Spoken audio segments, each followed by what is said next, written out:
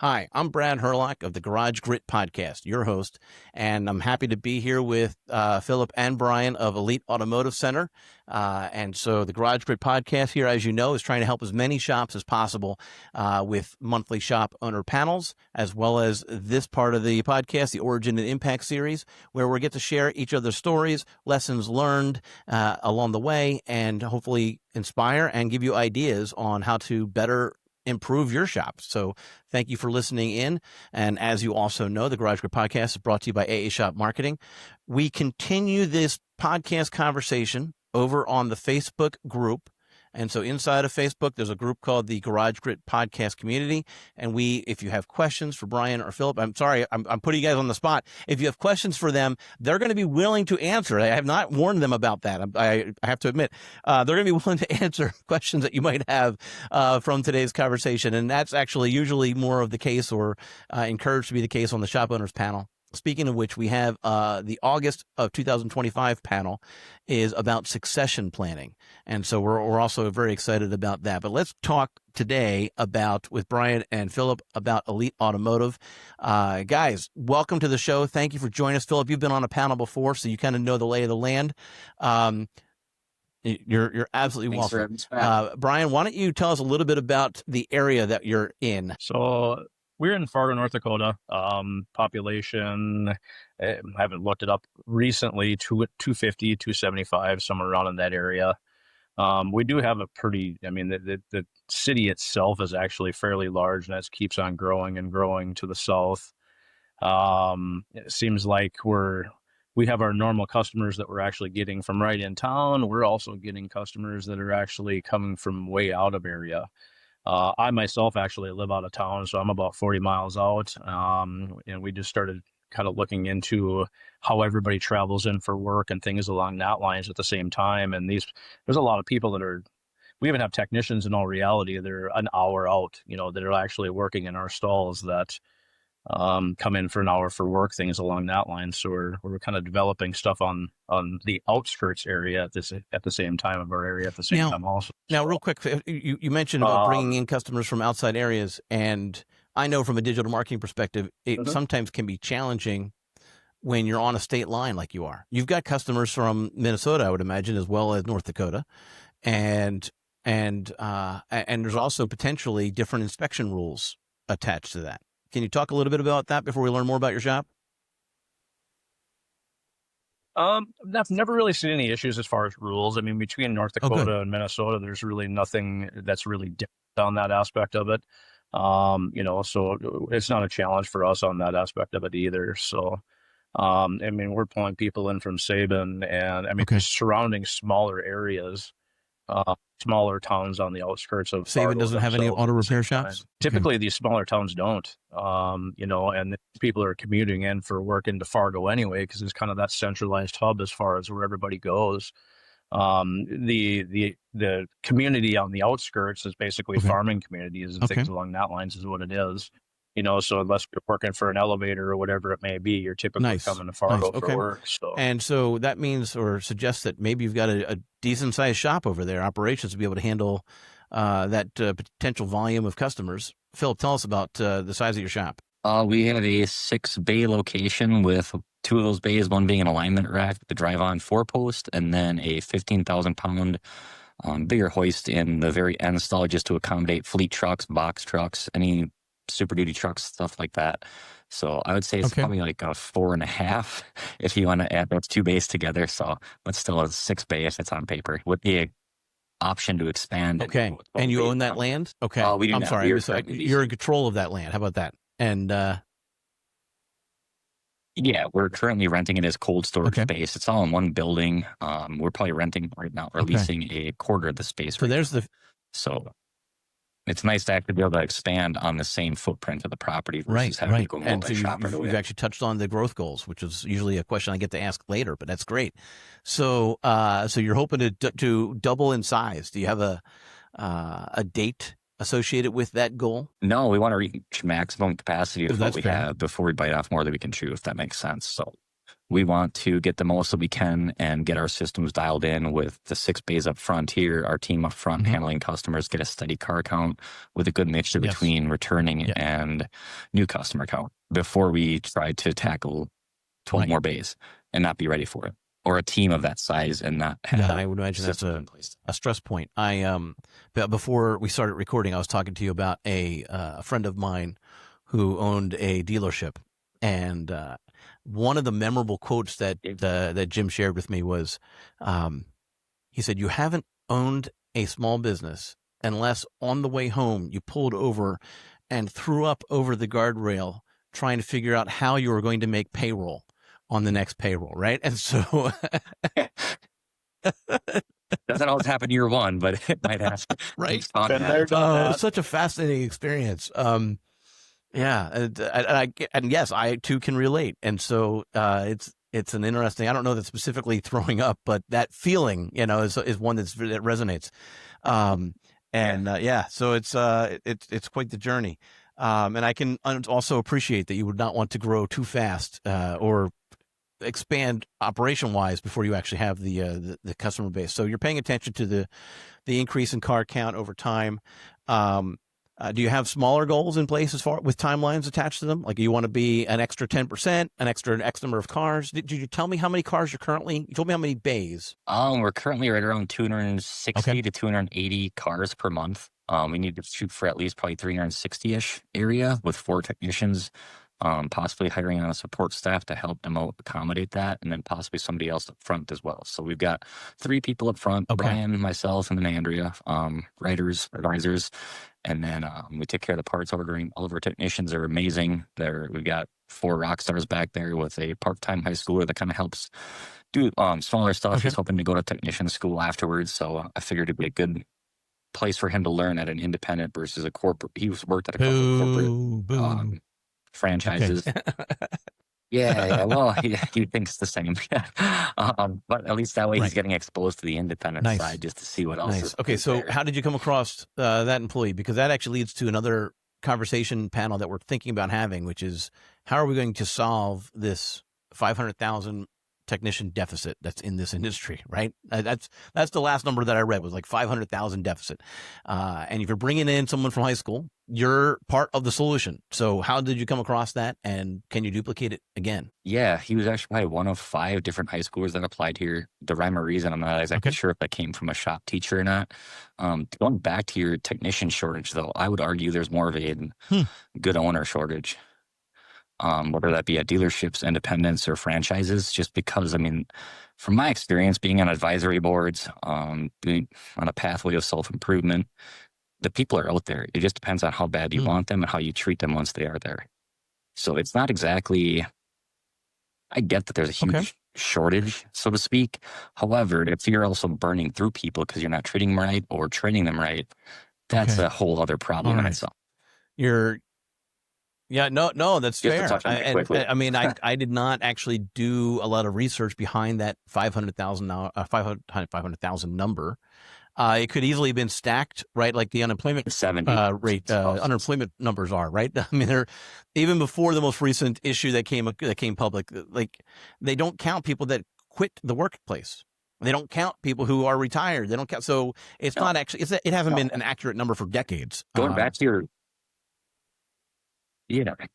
original question, though, we were lucky. Of those 5 people who applied that were in high school, he was actually a customer's son. So his mom had talked to us about it, so there was already some familiarity there. Yeah, we knew he'd have a good head on his shoulders. But other than that, get involved with your local automotive high schools and their programs there. Either that's through toolbox sponsorship or also your technical colleges as well. There's huge programs. What we're fighting against is dealership and diesel industry competition that are paying for the entire tuition or toolbox allowances as long as you sign a contract to work for 4 to 5 years afterwards. So, we're up against a little bit of competition there, but that's not to say that we can't also offer them the same, if not a little bit more. And there it is, right? You've got to actually make the entire pitch. It's not just about the toolbox. You've got to actually be ready to, offer all else that you have. The shop culture, the shop environment, the lifestyle is remarkably different from that of a number in a large corporation. And so So that's a valid point. Now, the 4 that you did not hire, I want to speak carefully so that we don't get you in trouble. Did you have, or were you only hiring for one position? Why not hire all of them? If we didn't have the capacity to keep them busy, we're not a tech college, so we're not going to be training a team of high school students that we're paying hourly or whatever you're doing. So we just didn't have that many opportunities to offer. So to make it fair, we picked one of the 5. Okay. So, and what happened to the other 4? Do you know? Okay. I do not know. No, I offered to help them reach out to local shop. That's what I was going. That's great to hear. That's what I was like. They've shown an interest in the industry. Let's get them in somewhere, right? And keep their contact information, because if you get them into a dealer, you could steal them away in about a year when you get more customers and you need to actually add another tech. Well, they're for training. Come back here in 4 years. We'll have double the space, so we'll need you. All right. So go get your free tools. And okay. What's that, Brian? Come on over. Okay. All right. And so, your school, the local school for you, actually does have a shop class of some sort. Yeah, there's I think 2 of them. I might be wrong, Brian, but I think Fargo South, possibly Fargo North. Yeah, Fargo North as well. And then they're actually there's a career academy they built. So the town of Moorhead actually bought an old Sam's Club that was closed down and converted it into the Moorhead High School Career Academy, the abbreviation for that. And so they actually focus on vocational tech type trade classes for high school students. So they can actually, at this new Sam's Club building that they renovated, they're able to do like electrical training in a 2-story home versus just 1 story.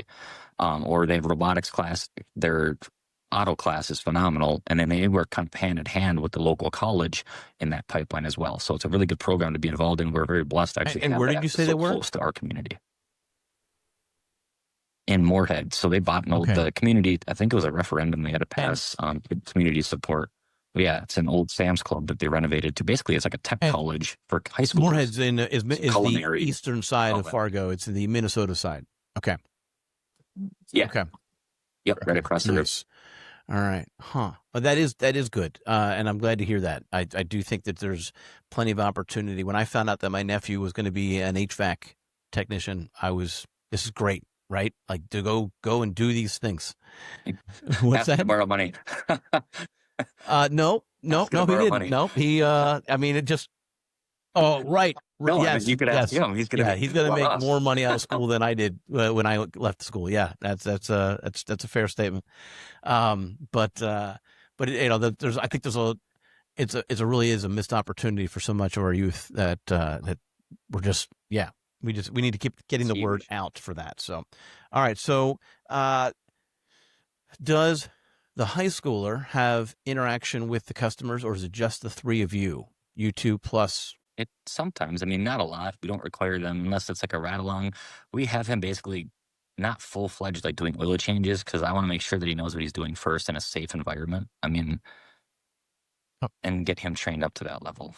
He's not there quite yet. I mean, he's got the head on his shoulders for it, but I want him to be able to drain an oil drain tank without geysering the oil on the ceiling first, racking a car without missing one of the pads and then it's not on level. So, and just getting the basic tools set up, or let him know that he doesn't have to drop $5,000 on his Snap-on set right in tech school and then it's on Facebook Marketplace a year later. I mean, there's other options out there to do it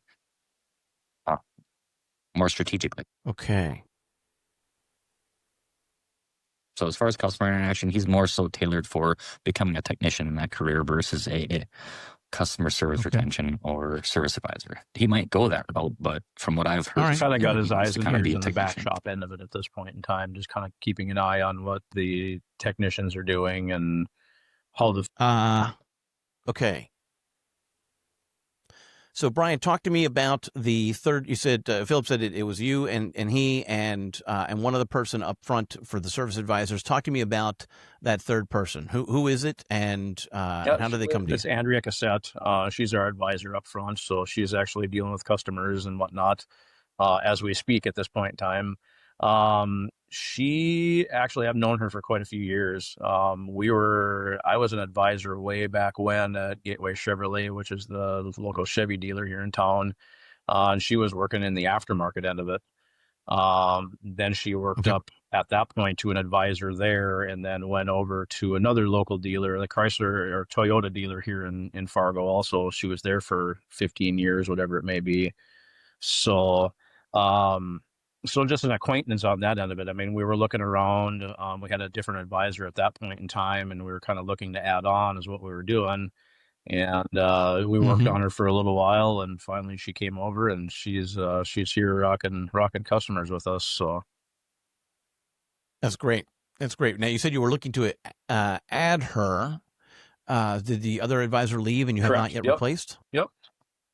Okay. So you are in the market for another advisor. Eventually, I guess, kind of like what Philip was saying too. I mean, we're getting all of our areas, our T's crossed and I's dotted. Sorry about the stuttering. Right. But yeah, I mean, basically, we want to make sure that, we have everything in place and everything's dialed in the way it should be before we add anybody else on at this point. So talk to me a little bit about the relationship that Andrea has and that you have and that Philip has. All three of you, please just jump in on the relationship that you have with your customers. Like what goes on? Is it very transactional? Not anymore. I mean, one of the other advisors that we had previously was more of a transactional aspect of it, I would say, until that person got comfortable with the person they were in front of. I think the three of us combined, I mean, we're very personable on that end of it, where it's more of a loyalty aspect of it, or getting to know that customer, finding out their dog's name and their kid's name and getting that warm fuzzy that way. I think we all three actually work very well together that way. Nice. And how much of that are you retaining, like in here versus digitally in your software?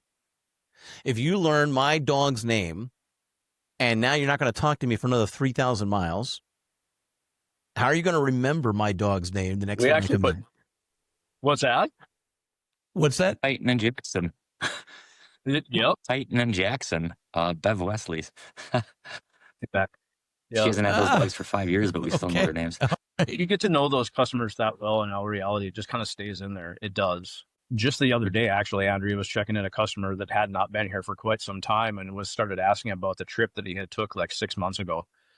To be honest, I don't think I would have remembered that, but she remembered that he was going on vacation the last time I was in, so I was asking about how that vacation went. So I think each individual customer, we get to know them all a little bit different. Phil will get to know them differently than I get to know them, things along that line. So. Okay, good. All right. And so you got these personal relationships with your customers, as much as it is possible. Talk to me about the exchange or the conversation on, I bring my car in because I need to get it ready. I'm going on a trip. Talk to me about like what happens next. You're going to do the service. We actually go through. Going to have the conversation. We actually go through, and every single vehicle, regardless, is for the most part getting that same inspection. So if we have that customer that comes in and says, "Hey, I'm going on a trip," I mean, we're going to do a full inspection on the vehicle. And the thing of it is, too, is as you're rolling that out, you're usually asking, open-ended questions too at the same time, like, "Hey, where are you headed out? Who's all going with you? How long you staying?" Things along that line. So you're getting that relationship added in, even if it is the very first time. So this customer, we might have just seen that very first day of the coming in the very first time, and we're asking those questions too. It's not about a number on our end of it. It's about getting to know that person that's actually in front of you. Okay. All right. So what's my experience going to be like? I dropped off the keys. You tell me to come back in an hour, 2 hours, end of the day. You're going to text me. You're going to call me. You're going to email me. What can I expect? Well, there you go. Yeah. All right. Well, I drive a Jeep Grand Cherokee 2020 with 47,000 miles. Perfect. So we're going to see you in about a week or so with something else going on. I'm just totally joking. No, really, it's very fair. Very fair. It's situational. It really is what it is. I mean, as you're talking to that customer, I mean, we're offering all of the above, we're asking those questions. Are you just hanging tight with us here today while we go through the inspection? Or is there a number we can reach you at? What's your thought? What's your plan? You know, so we're trying to understand what their hopes and of us are at the same time. Okay.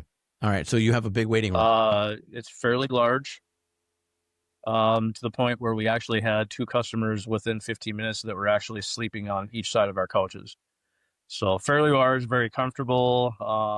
We've got, you know, just the lighter music going on behind it. And we want to make it as comfortable as we possibly can, because it's stressful being in our waiting area. You know, people don't know what to expect. Okay. Hey, what are they going to come up with? What are they going to try to sell to me? Do I really need it? Do I not? I mean, we hear a lot of that.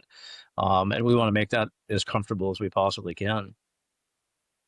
I'm sorry. I'm picturing you've got a coffee maker on one side, and then on the other side you've got another K-cup machine with the sleepy time key. Similar. So we've got full leather couches and Chamomile. recliners, you know, so they can kick back and relax and chill out. And Yeah. Yeah. You can overlay a Google image from the waiting area room. Okay. All right. I might have to Picture the Ramada. We basically take pictures of like hotel lobbies and just try and recreate what they have. I like it. I like it a lot. All right. And so, of course, everyone's got the standard Wi-Fi and whatnot. I always find it interesting. I came across one shop who they actually had a full-out PlayStation setup. Like, they were encouraging people to play video games. Okay, so yeah, and he had the leather recliners and everything, and he had this massive TV and game console, and every time I was in there, no one was using it, but it was just the fact that it was there, right, as an attracted to just like I imagine when I watch my son get into the video games, like nothing else is happening, right? So you can actually take all 8 hours to do. Wait overnight. My goodness. we don't have a game console, but we do have a life-size Connect 4 in the middle. So okay, all right, fun. Yeah. Nice. Do people come and wait with their kids? That's the part that I wondered. Like, I can't really. Oh man. Yeah. Oh yeah, a lot. We got fruit snacks just for them, peanuts for the adults, and then popcorn if they want to put something on YouTube. All right. Yeah, but you bring your own device, from what I'm hearing, right? You don't have the TV screen. We actually have a changing table in the bathroom. Wait, say that again? Pro level move. Okay. We have a changing table in our bathroom nice. for customers. Yeah. It's little things. Wait a minute. Don't you have a little child? And so was that change? So let's be transparent. Was that changing table installed for your family? Yeah. It counts as a write-off, one way or the other. Okay. All right. Now, how old is your daughter now, though? Our oldest is 5, and then our middle girl is 3, and then we've got a little son that's okay. So you are still using the changing table. All right. Very good. Very, very good. Okay. Yeah. All right. My goodness. Okay. So, all communication goes through you or Andrea. The technicians themselves never speak directly to the customer. True or false? And is it done directly, or is it done on in person on high level explanations, or is it done just through the DVIs? I'm sorry. Are you doing DVIs? Okay. All of them, I could say. I mean, through their stories and their diagnostic findings and testing, in person if need be, just for a little more elaboration on technical issues, ride-along tests, and the inspections as well. We're pretty transparent. I mean, we have a really good team here too that's put together. And how often are you doing ride-along tests? If we can't duplicate that same issue. You know, I mean, it's to pinpoint, like, if there's a noise, it's what kind of noise, and when does it do it? Like, we spent an hour in it. We're not hearing it. So. Okay. Or you're hearing the noise and you're not real, and it's not a problem, and you don't think of it as an issue, and they need to point out what they're hearing. Yep. I get it. Okay. Yeah. Exactly.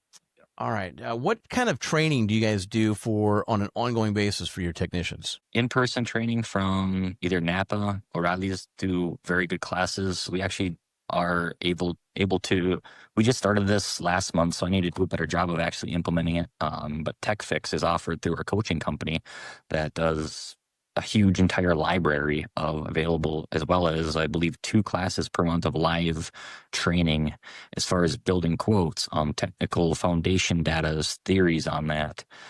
So we do offer that. They do in-person training too. You have to fly them out of state for that.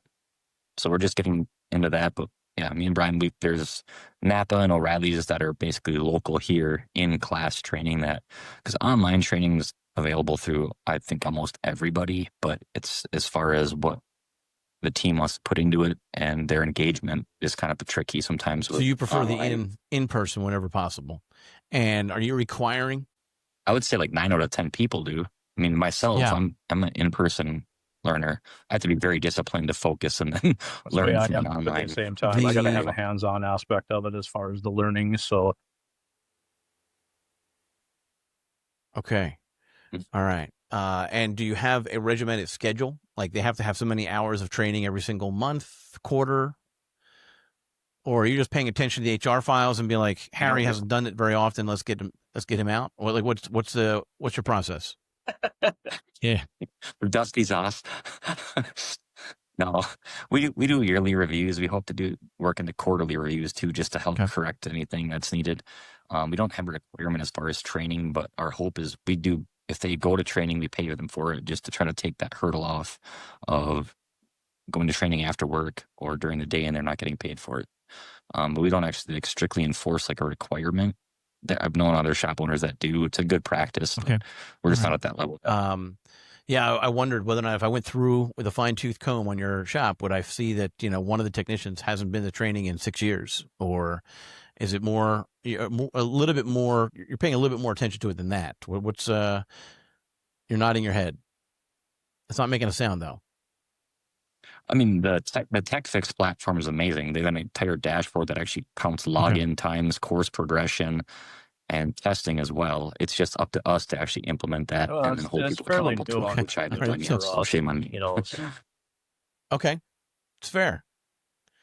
Okay, all right. Well, good. Well, I'd be interested in hearing your progress on it. I think ongoing training is a key element to. I don't know. I feel like it actually ties back to the shop culture as well. But also it obviously benefits the customers.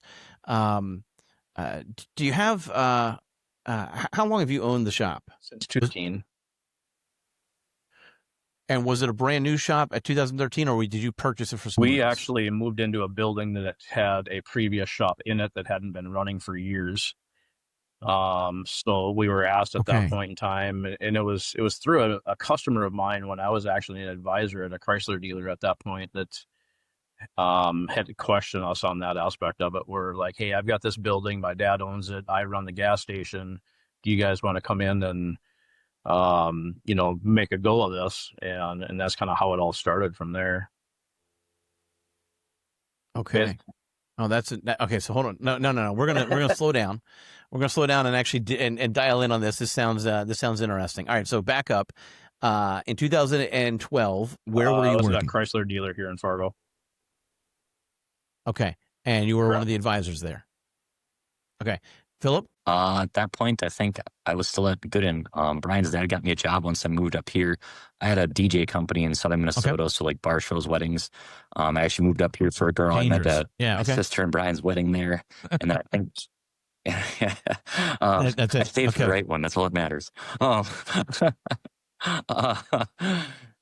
I was at a warehouse job. And then actually in between jobs when Brian's original partner wanted to step away. And when did your partner want to step away? Oh, geez. Okay, so that's a rocky start. Okay, so that's where I wanted to put a spotlight on it.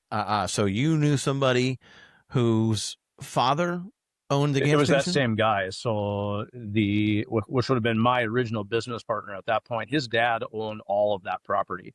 So it was the gas station. Okay. The shop itself was just behind the gas station, and then the land underneath it. He owned it all.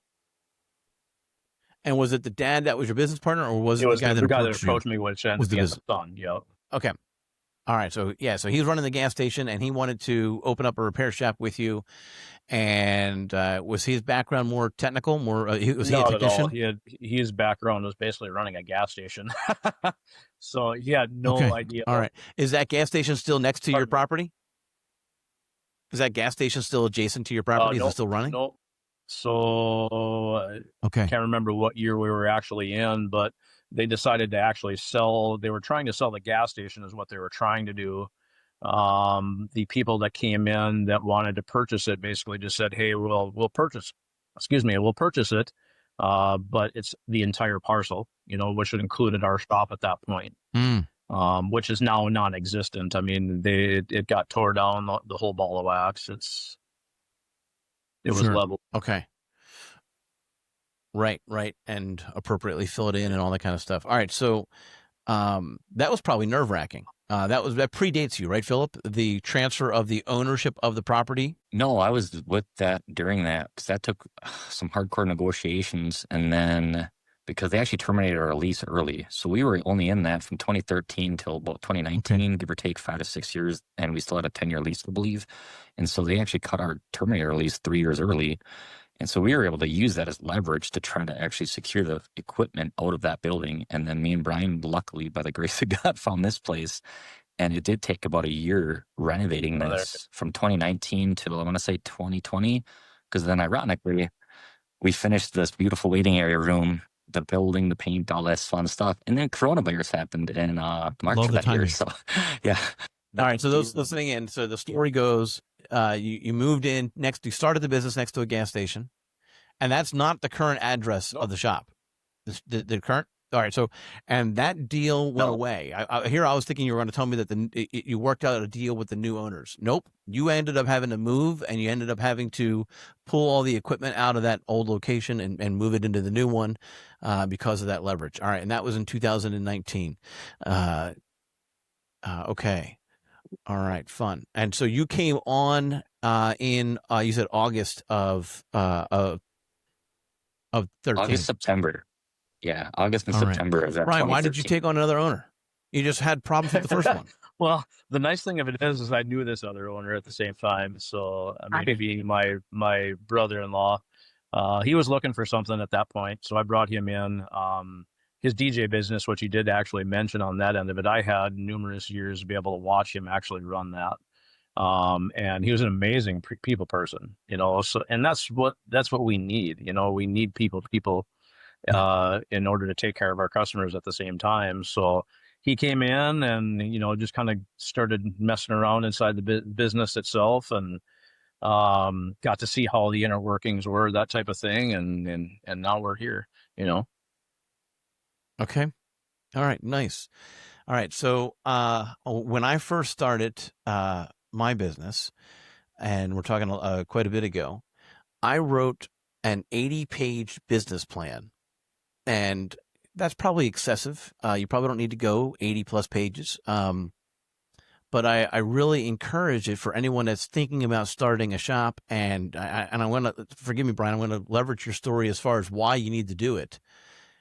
Because what happened for me was 2 of the other potential owners that we were going to go into business with quit before we started. We weren't on the same page. We didn't have the same. I outlined what each person was going to do. I outlined, what everyone's responsibilities were, how it was going to work, all of those things. And it turns out they both wanted a hobby as opposed to a business, and that's fine. Go get a hobby, just not with me quitting my job so that we could have a hobby. So, So I went out and found a different business partner, and he and I have been business partners for almost 26 years now, 25 plus years. But we got on the same page. And I think that's so important to have that path forward.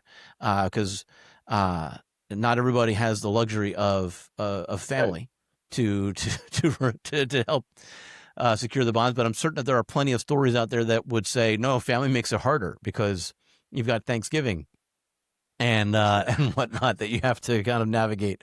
Do you remember what you said to me at the shop the other day? Yeah, I'm not giving you this Christmas gift. I'm going to hold on to it. I like it more. And so, anyway, so that's an interesting part of the journey that you had. Previously to that. And you talked very nicely, but you've had bumps. You've had to have had bumps in the road between me and Philip. Oh, absolutely. Sure. It happens. I mean, but it wasn't it. Yeah. Right. wasn't like fisticuffs bumps. Like I always joke with people, like I'm thankful for brother-in-laws, not brothers, because like I think Way to kill we'd be so close from growing up together too and doing this that kind of yeah, exactly. Okay. Yeah. All right. There's a little bit more separation. Got it. Nice. I like it. Okay. All right. Are you willing to share a story where you kind of disagree? I'm not trying to bring up a bad wound, so bring up one that actually healed nicely. But again, give me a scenario where that others might be able to relate to. Honestly, all of it. I mean, all of this. I mean, just learning things. I mean, you have to be compromised, but then still be willing to work with each other and accept each other's ideas and their strengths and faults. Like where I'm weak, Brian's strong, and vice versa. I mean, we have a good working relationship. I don't think there's been like fisticuffs or like, yeah, there's arguments. I mean, that's just like any good partnership, like whether that's finances or whether like hiring or firing somebody. Like it's nice that we have a good cohesive relationship, that we respect each other. We're not like, he's the oldest brother, so he can pick the person. Okay. Like, and then now, do you have a division of, like you said, you have different strengths and weaknesses. Do you have a division of labor? Not 100%. I mean, we do just naturally, like Brian's like finances, payroll, like lead service advisors. Deals on the marketing end of it, so he's actually good at that part of it. So he deals with all the marketing aspects of it and getting the mailers out and putting time into those outskirt locations and things along that lines where we should be mailing to. I mean, the entire marketing scheme. I mean, that's where Phil's humongous strengths are at. So we just flow together on that note. Okay. All right. And what about the hiring and firing? Do you both have to agree on a particular person? We just changed this actually recently. So obviously with a lot of like coaching help to how to do it and attract the right people, and it's built on your branding and reputation, what you can afford to pay and all that good stuff too. But so I'll actually normally do filtering where I'll do the first interview with them, set that all up with like a form of questions. And then if they make it through that, then the second interview would be with myself and Brian. Just there's more technical questions. And then that way, I mean, as long as they can make it through me and I can hopefully filter out some of the people that are just tire kickers, so to speak, I think it works well that way. We've only done the last, 2 or 3 like that, but I think it works well that way. All right. So if it passes you have a joint interview for round 2. Have you ever changed your mind about an applicant, or do you just, no, this one's the right one? After round 2, do you ever say, no, I changed my mind about this guy? This usually talk about it after the fact. So, I mean, it's just open conversation with both of us, so then you're getting Phil's ideas and my ideas put together, and then we make a decision as we go or after that meeting. So, okay. When's the last time you fired somebody? A month and a half ago. Okay. Cause? A lot. That person was not able to be here all the time, for one. There was a lot of excuses being made. A lot of just kind of funny business in the back end of it that we couldn't, I mean, prove down 100% what was going on, but it just didn't work out on that end of it. Something didn't pass the smell test. For how long were they before you, when should have you fired them versus when did you fire them? Yeah. Long. 4 months too long. Yeah. I think we probably that's why I asked. More months than we should have. But how long was he an employee? I was trying to think back on, to be honest. 6 months, 7 months. I want to say he started early winter. And like during those 3 months where he should have been just let go, were you putting up with him, or were you trying to help both him? To be honest, I mean, can you tell me a little bit about the trying to help? He had a good heart. I mean, but at what point is it just like, you got to figure this out? We have many, ways to kind of get back into it, that type of thing. And that kind of seemed like it just failed in the end. He would put his best foot forward for a little while, and then it would fall off again. Okay. Just a lot of personal issues that kind of spilled over. Younger person. So your help was just to give them a lot of leeway to and time to rectify the situation.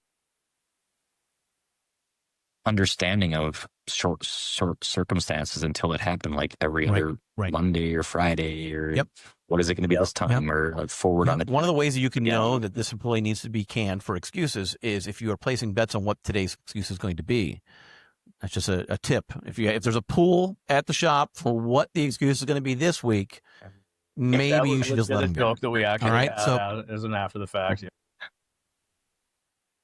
Okay. All right.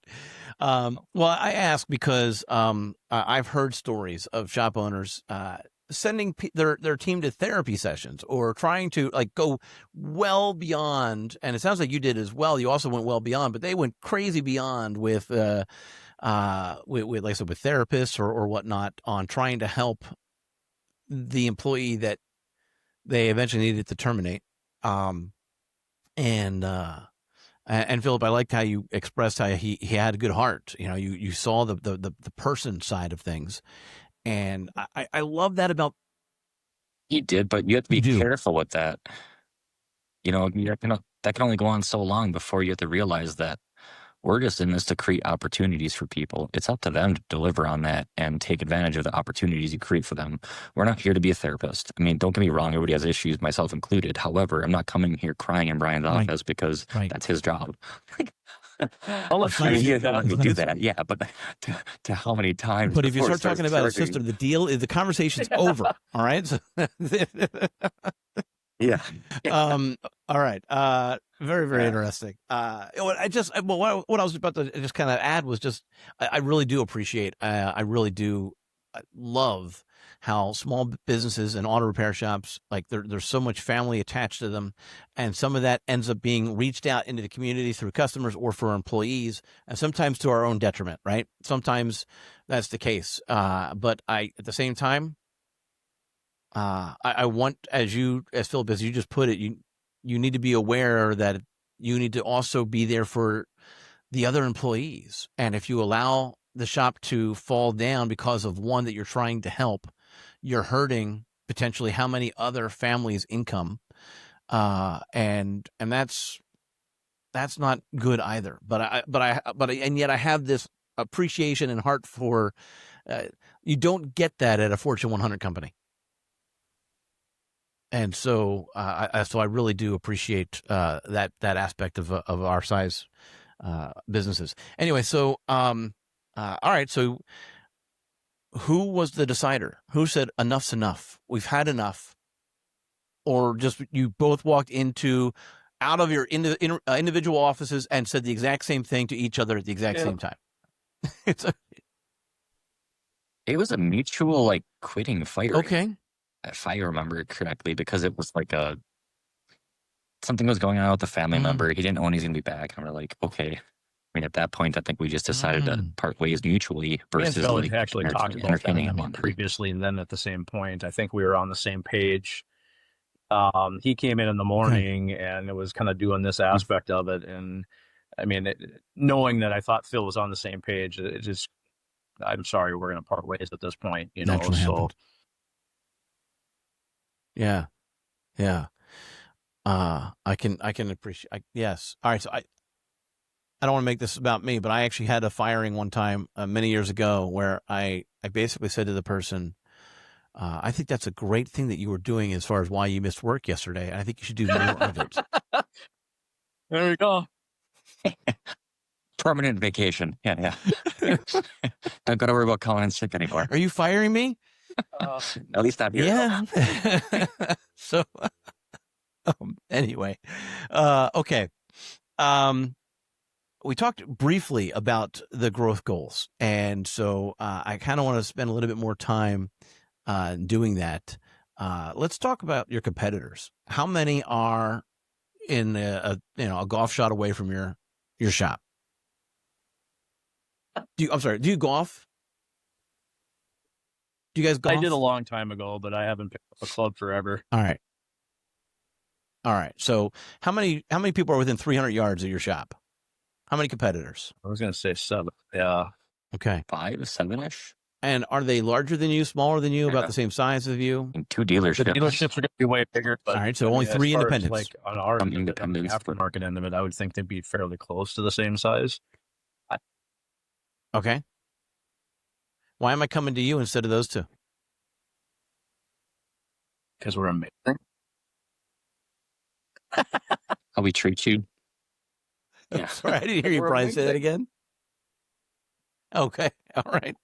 But don't they say the same? I'm sure they do. We just prove it. Okay. They're lying. We're honest, believe me. They're liars. Okay, no, seriously. I mean, no, and we're just kidding. If you're a competitor of Elite, we're just playing around. Do you guys know them over there? Do you have relationships with them? I'm friends with the ones that are across the freeway. Yeah, they're good guys. I mean, they were part of our network business development group, so they're good guys. They've been there for a while. All right. I guess what I'm trying to figure out is where you're going to. Are you going to take customers from the competitors? Or are you going to be taking, as you're kind of pointing out, pulling in more customers into the city from rural markets? Increasing the pie. A high tide raises all ships. There's enough work. I mean, in this, if you treat people right, you're not poaching customers. I mean, they're not like something you can own. You're there to deliver a service and meet their expectations. Mm-hmm. Yeah, exactly. Yeah. It's not ours to keep. I mean, we don't have ownership over customers. If we're not delivering or making them happy, that's the beauty of capitalism. Right. So is your DVI process different? Is your offering any different? Are your rates any different? We don't have videos on DVIs, which actually hurts us, but that's just for the system that we're using. There's other ones out there that are. We were one of the first in Fargo Moorhead to implement DVIs. I think even like a year or two, like either right on or behind the dealerships. That would have been back in like 2015-ish. So back up. Now everyone's using a DVI, but they're using videos and you're not? So did they leapfrog over you? You said you were the first to the DVI market. Out of those three immediate competitors, right? Those other two aftermarket independents, are they also doing DVIs right now? Oh, I would think. I would hope so. I mean, 2025. You're not sure. Okay. But do they do a full inspection of the car every time one comes in? Don't look at them, honestly. I focus on ourselves. That's due to the poster, focus on winning here versus like, what are they doing? Can we keep up with them? Like, and even like the video thing, the reason we don't have it is because we moved away from Auto Vitals because we didn't want to do it on another website. Okay. Up and open when we can work more seamlessly with Mitchell, which is a built-in system. But one of the downfalls is they don't have videos on their inspection. They have pictures, but for me, I used it as a crutch for inspections. It made a good advisor better. If you can't communicate exactly what's happening with it, it's nice for a first-time customer to build truth and trust with pictures or videos or understanding, but you can also hyperlink a YouTube video on what a ball joint is and why it shouldn't be making the noise they're describing. So, I mean, it's a good asset for you, but you still need that human interaction at the end. And you're very happy with the seamlessness that you have with Mitchell now. You don't want to go back to the... Mitchell needs to get with the times. They're going to get seared pretty soon. I did not know that was a verb. Still number one in the nation. I did not know you could be seared. Okay. I mean, if you're a steak, maybe, right? But that's a little bit of a different searing. So, but I understood the reference completely. And for those who are younger, even younger than Philip, we're talking about the Sears Roebuck Corporation. Once upon a time, they lived off of the mail catalog, right? The mailing catalog. So, but anyway. Or Amazon. When stuff was in the... All right. So they're about to get Sears if they don't level up. Are you actually shopping yours? Should we, when we post this video, should we invite people to cold call on you for CRMs? We get that daily anyway. Definitely not. No. What did they do anyway, you said? Yeah. Okay. Okay. All right. All right. So there's no changes immediately, but you're hopeful that Mitchell will make some changes to their platform. All right. We originally got Mitchell because DAPA Trax was taking forever to try to copy Mitchell. And now I think 3 or 4 years ago, they finally launched it with what we've had with Mitchell for 7 years now. But it's just seeing that integration. Like TechMetric's great too, but I don't know if it's as robust as Mitchell at this point. They still have a couple things to work out, which they're very quick as far as their R&D and implementing customers' concerns. Whereas Mitchell, it's like talking to a corporation that's owned by Snap-on. Like, we'll put you in the complaint file. Right. So there's a lot of limitations that they need to speed up and adapt for. I once told somebody, I said, if you have any, it was not a customer. It was I've never said this to a customer, promise. If you have any concerns, please email concerns at, and then I gave the domain. And if you get an undeliverable message, don't worry, the system is working as intended. Yeah, so let's keep trying. And they're like, oh, okay. And I think they thought about it. I'm sure they got it. I'm sure they never tried to email. There was no tracking, so I don't know. But anyway, okay. So you're hopeful that Mitchell will clean up or catch up. And yeah, it's working really good. It's working very well, well. but you still would love to have video and a couple other features attached to the Mitchell processor program. What other feature would you like to have? More than 10 lines for a parts matrix. All right. I mean, it's a pretty simple thing that could be implemented, but last I heard they were 3 years out on it, which right there overnight could make shop owners a lot more profit and more options as far as parts pricing. Nice. Any thoughts on that, Brian, or is Philip the one that's knee deep in the software? That's right on the money on that end of it. We worked for weeks upon weeks actually trying to design our parts matrix a little bit better, and if we would have had more lines on it, it would have been so much more seamless. Anyway, so. And I'm not a coder, so I have no idea what that entails. Right? So listen to me, thinking it's something so easy, but yeah, it's like number one feature request or two-way integration with the live scheduler. I mean, and you can see it industry-wide how all these other companies are eating each other, trying to be an all-in-one platform too. Whether it's an online scheduler, or they're throwing AI at something, and now you're the next latest and greatest. So there is so many of them that they're, like I said, they're trying to be all of it, and as a result, there's just a little bit of overlap on so many different platforms, and you don't want to have four of them, that's for sure. So what are you using for an online scheduler right now? I mean, Mitchell just has a request form. Kikui. Kikui. They don't do two-way integration though, so we can't actually push stuff to their calendar.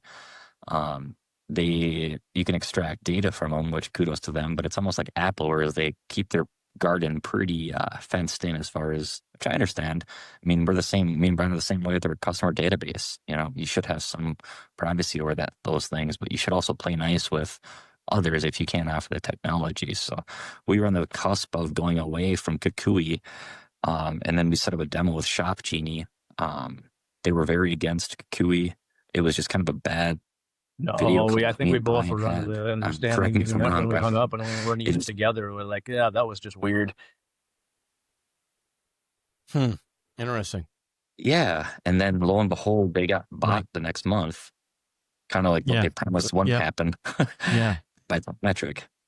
So then we reached out to Kikui and they were like, well, this feature is available. You just weren't adding it onto your package. But it's not seamless. So you get like an export and then you have to re-enter it into your shopware software to Mitchell. Okay.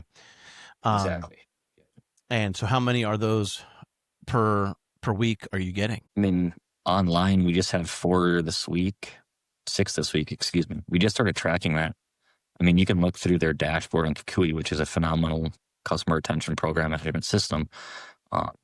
We've seen a huge increase, I think, from building it the right way through Kikui and then managing it. And if it's failing, it's because of us. I mean, it's because I'm getting lazy and not updating the web page or asking for requests or pushing out emails. Right. And that's just, we're not a fan of that campaign here. Right. Well, and I think a lot of shops make the mistake of, well, I have a website, so that's all I need. And no, that's not the case. The website's a starting point, and there's a lot of platforms out there that are decent platforms if you're managing it correctly. But the managing it is the key part, right? You need to constantly be improving the content. You've got to make sure that you have the right tools in place, because there are people that are afraid to pick up the phone or are just lazy and don't want to pick up the phone. So you have to have that available to them. And so you have to be kind of working the system and to help it, to make it work for you.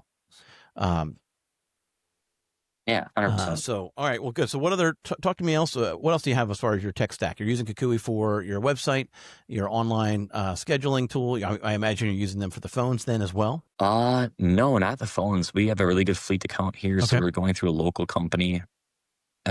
Loyalty is huge in the Midwest, relationship based versus transactional. So we have a really good relationship. They use us for a majority of their fleet work. So I mean, we kind of honor that by having them as a phone system and an internet provider. Kikui does like monitor some of the phone calls if it's something from the online phone number they call in from the website or a different ad campaign. OctoRocket we use, which has been phenomenal as far as a inner workings of your shop information. They just did a partnership with Digital Concierge, which is a phone monitoring and operating system standalone. Shop was promising phones, but they're still working out the kinks, and I don't know if they'll ever get it dialed in. So because your text phones are a whole messaging different animal. capabilities are all through OctoRocket or through bolt-on with Mitchell?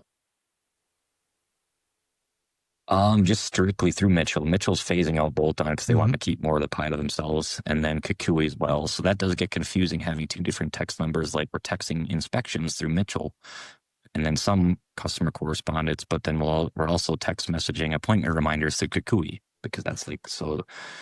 I would like to have you that have to be the a little more opportunity seamless. for it to all be under the OctoRocket umbrella. No. OctoRocket was basically just a technology stack dashboard that helps run database. All right, but with their when they combined with Digital Concierge, that part actually is now available to you. It could be. We only use OctoRocket. We don't actually partner with the Digital Concierge, which they do like a service advisor AI phone monitoring program. I've heard of phenomenal things about them. We just haven't jumped on board because we have the loyalty to the fleet. Okay. Is that the only fleet account that you have? No. How do you go about getting new fleet accounts? We love them all. And let me list them for you. And what I love about them. No, seriously, how do you go about getting new fleet customers? Taking care of the ones you have. And then asking them for referrals? We would have to ask. No, they're in the same space. Yeah, they kind of reach out and you do a good job. Speed of service is huge for them. Fair pricing, quality repairs, so that way they're not constantly broke down or coming back. Are you connected to their fleet manager on LinkedIn? No. Okay. No, not at all. That would help, though. It's a good way to get them to reach out. But I mean, just anybody could do this. Other shop owners, if you have other basically trade industries that are driving around, your plumbing, your HVAC, internet service providers, anybody, they're probably using you with their personal vehicles. Look at their logos on their shirts. So, I mean, that's one way to do it. Service industries, basically. All right, good. And so it seems to me there's a marketing opportunity for you. I mean, you're spending a lot of time with mailers in rural parts around, but maybe there's an opportunity to do mailers directly to fleet managers to try to pick up more fleets. Okay. All right. So, Brian, how did you get into the service advising portion of the business to begin with? You said you started out as an advisor at Chrysler, or you were prior to this. What if we rewound even further back? How far back? I was 17 years old when I got into it. So way back when I pretty much lived in Fargo my entire life. My dad used to dabble in automotive repair, that type of thing. He worked at a little gas station on 4th and Main just before Moorhead. Worked on cars on Sundays, things like that. I kind of picked it up from him is what I did, So I remember being 12 or 13 years old and ripping apart lawnmower engines in our back shed and getting them running and making go-karts and things along that lines. So that's kind of how everything started, So when it came down to the point where I needed to get a job so I could pay for a vehicle and things along that lines, that's kind of where I went. I did that on Saturdays and Sundays, and after that, I actually went into it was called Champion Auto and Tire way back when. I started out in parts there for like a month, and then I was actually went over to the assistant service manager position that they had, and that's kind of how it all started. I was 17 years old when that happened, so I was there for a few years. They changed ownership a couple of different times. And then I went to Gateway and I applied for an advisor position at Gateway. Okay. All right. And you were there for a while. That's the place. Gateway was the Chevy Gateway. dealer. I was there first. So I was there for 10, 11 years, something Okay. like that. And then I was Chrysler afterwards for around that same amount of time. Okay. All right. I'm gonna jump again. We talked about training the techs and keeping them on some sort of schedule. Philip, I know that you've attended Shop Fix, and do you guys attend that together? Do you guys go separately? Do you guys take turns going so that someone's always at the shop? I went to, when we first initially joined, I was at the first meeting. We were there together. Phil's been going consistently after the fact. So. Okay. One relaying the message is enough. Not necessarily. I mean, there's different information that you would actually pick up of this. I just haven't been able to make it on that end of it. So. Okay. Can't pull both of you away at the same time. There's only 3 advisors and you're 2/3 of them. Okay. Well, that's fair. That's fair. And do you guys have an individual coach as well? Yep. And same Yes. coach that you've had since 2000 and I don't know, how long have you been getting coaching? Well, just to put backstory to that, so we originally joined with like the first 100 shops back in 2017, 2018, one of those years. So now that I think they have over 1,800 members nationwide. So our original coach was like one of the original 4 coaches. We had him up until December of last year in 2024. So then we got a new coach in, I want to say January. So then we've had him for this whole year, and yeah, it's been great. And we also missed conferences, and we learned enough to be dangerous, but we also stepped away from, we were always members, but we just weren't as involved or engaged, which, shame on us for that. And then we kind of found our way back here. And yeah, I was going to say spring, winter of last year, 24, 25 crossover, especially with the new coach. That kind of helped reignite that fire and flame. All right, good. So things are going well with the new coach. Okay. And is it all video, or have they actually been at your shop? Well, they haven't been at our shop yet. We've done shop tours with basically live on the Facebook page. I've been to the 5 conferences, because we went to Hackers last August then as well. I think we talked on that as far as the coaching panel that we did. So then this last one that I just went to Shop Hackers the end of July was my 5th one, or my 4th, 6th overall. Okay. I want to say. I forget. But yeah, we were basically absent for a number of years and then rejoined there after Shop Hackers of last year. Got the new coach. Okay. All right. Well, good. And you said you've done the FaceTime where you walked around the shop. I've heard of stories where are you a part of a micro group? A tribe? Yeah, tribe. Okay. They describe theirs as tribes, basically. So that way there's still some intimacy and one-on-one versus you're one of 18. And how many are in your tribe? And nationwide? 24. Yeah. The 24. Yep. Yes, so who's the closest one to you? Minnesota, Monticello, I would say. How far away is that? I could be wrong, but I believe that's the closest one. 3 hours. Okay. Hours. Short drive. And what kind of relationships have you developed with your tribe members? I'd say they're pretty strong, but it's only you're getting out what you're putting in. So, I mean, I'm always kind of an introvert on that just because I want to stay humble and I don't know enough, in my opinion, yet to actually share besides bad experiences sometimes or what not to do. So I need to do a better job of actually engaging with others. I've gotten close with all of them, especially since I re-engaged and being in that same coaching program for that many years. There's a lot of people that came and went or switched coaches. And I mean, if we're not contacting them, it's not like I'm expecting to have this really close-knit relationship when I've never talked to people. I've heard stories. No, but I've heard stories of people, I talk to someone in my tribe almost every other day. And so it's not quite like that for you yet. Accountability brings. It could be if I wanted to be. I mean, daily Facebook messages and things like that, but it just kind of depends. It's just like high school. I mean, whoever you fit in with or whoever you connect with more so on that level. And then it's just up to you to follow up and engage on that. You're, the one of the hallmarks to this show as well as to those who are enrolled in a coaching program. It speaks to shops who are trying to improve, who are trying to either grow or just, hone in on their process. And that's kind of the goal of the Garage Grip podcast, as I just mentioned. You were a part of a panel, as you also mentioned, talking about coaches and conferences and the benefits of those conferences. And I'm just kind of curious if you have any ideas for me as far as what topics I should be covering on future panels. So I'm going to give you, while you're thinking about it, one that I think would be interesting, and I don't know how well received it would be, actually has to do with politics.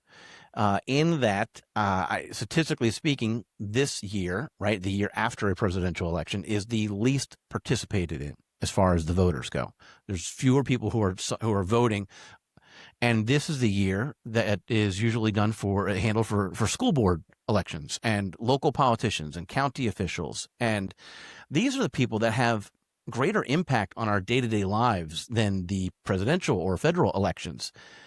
Because whether or not you need special permitting for the expansion into the 6 bays, the additional 6 bays behind you, or all of that is going to be impacted by who you choose to vote for potentially this coming local election. And so it pains me to see it because I hear stories all the time. I was talking to one guy, and I mentioned this recently on another episode, I think, where in Jersey, where he needs to change his location. And he ended up having to go to multiple townships until he found a local government that was willing to accept his auto repair shop business. He had to shop his shop to find a new location. He couldn't just pick this location's available, so I'm going to buy it. No. He first had to go in front of the local government for that location and say, will you have me? And he was turned down multiple times. So it's so interesting. I'm not even talking about R versus D, right? I'm just talking about, again, the people who are deciding on the local stuff, like I said, the school board. You've got little children, so, this could potentially be an issue. Even if you're homeschooling, this could be an issue. So I thought it'd be interesting to have people who have struggled successfully on a panel. I don't know if that would be an interesting topic or I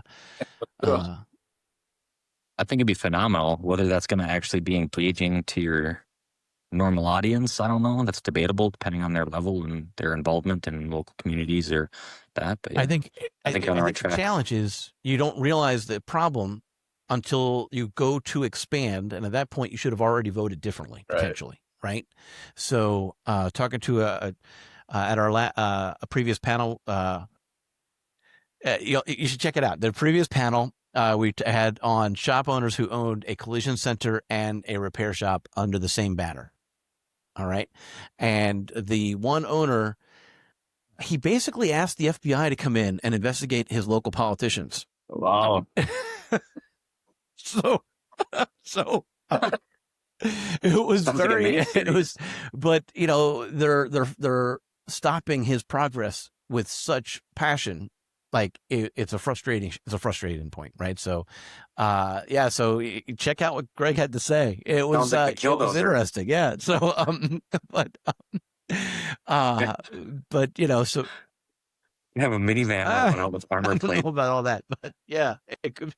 My point is, I don't know. I think that there's an education piece there that says just be aware for whom you're voting and get involved, but don't skip. Right? Don't pretend it's not an issue until it's too late and you have to, change your business plan because of it. So that's one possible topic. Okay. So you would listen to that topic. That would be entertaining to you or educational. Okay. Yeah. What else?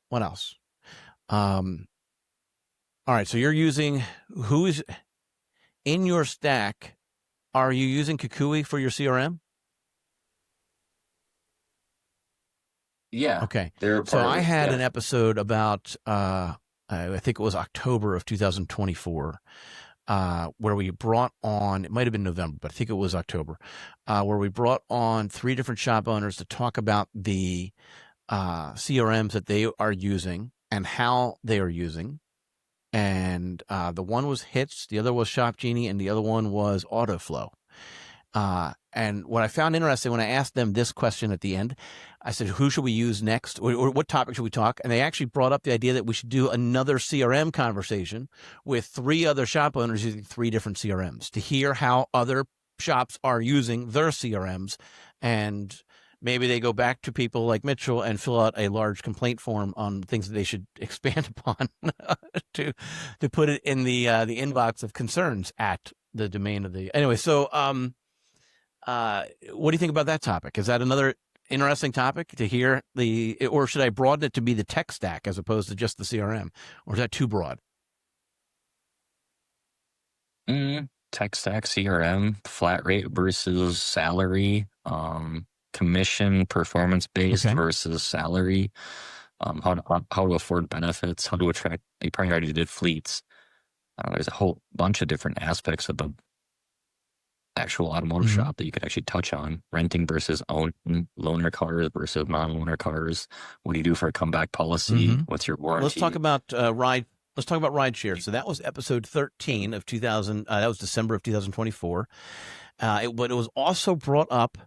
A company called Shop Loaners was also brought up on the most recent. That's great to hear. I'm going to be having an interview with someone from Laura from Shop Loaners later this week, and so we'll be publishing that as well. And so you use them. So tell me about your experience with them. No, we don't use them. They're highly recommended, and a lot of other members of the coaching group use them because it's an all-in platform for shop loaners, so that way you don't have to reinvent the wheel. You can still offer the service, but then basically use them to handle all the details. Well, yeah. I mean, it comes down to I bring in my Jeep this week for something, and I don't want to wait. I don't want to take a nap on your couch. There's there's a shop in Michigan where they actually have a separate room, and they have multiple cubes for people that want to do work. So you just have your own little mini office at the auto repair shop. So, but if I want to, I need to go somewhere. Well, what do you guys do currently for rides? You going to take me home, drop me off? You're going to give me a loaner car? You're going to whatever works easier. We don't offer loaner cars just because that's a liability if you're not. That's the whole purpose of shop loaners. But that's why why I'm asking what you guys do. So what? So it's rides. What do you do? I need to. You do a corporate Uber? Like I don't have to pay for it, or you'll just order one for you. We typically we absorb it as what we do. Okay. All right. Okay. All right. And so have you thought about what's next for you on that? I think we've talked about the loaner aspect of it before, but it's having our own. I mean, we're not to that point yet. We'll build up to that, and hopefully have our own loaner program at some point. Okay. All right. All right. Good. I've kept you on talking for a long time now. We've bounced all over all sorts of topics, and I appreciate it. I don't even know what time it is currently, but I feel like it's been a while, and I appreciate how long you've given me today for this conversation. Thank you. Is there anything that you kind of want to share that we didn't cover? That you were hoping you were like, I woke up, I was expecting to talk about this, and we didn't even cover it today. Darn it, Brad. Nope, nothing like that. Okay. We covered everything and then some. Okay. All right. Fair enough. All right. So, and by the way, this goes beyond just Philip and Brian. If you have ideas for future panels, once a month, we're currently having those shop owner panels. We're calling it the SOPs. And we would love to hear your ideas. If you want to be a participant on that panel, by all means, reach out as well. But thank you, Brian and Philip, for telling us your journey of Elite Automotive Center in Fargo, North Dakota, / Minnesota. I really appreciate it. So thank you guys.